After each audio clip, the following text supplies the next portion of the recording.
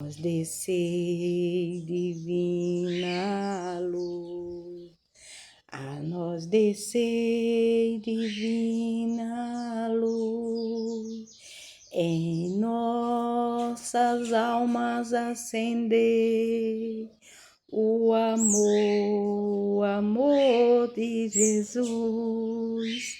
Em nossas almas acender o amor de Jesus. Que coisa linda, gente, que foi hoje. O envio vai levar a Eucaristia àqueles mais necessitados de visita, de um abraço, de um carinho, de uma presença. Que coisa mais linda que foi o nosso envio hoje.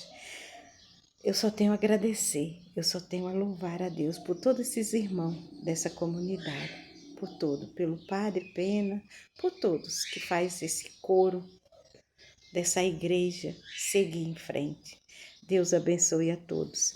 Olha a palavra aqui, cheguei em casa, fui meditar um pouco.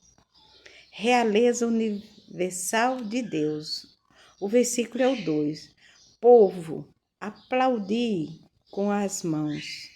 Aclamai a Deus com a voz alegre. Alegre-se. Alegre-se, alegre sempre no Senhor, por pior que seja a situação. Mas alegre, é muito lindo poder servir a esses irmãos que não podem mais ir à casa do Senhor. Deus o abençoe. Salmo 46. Deus abençoe a cada um de nós, a cada um, cada um.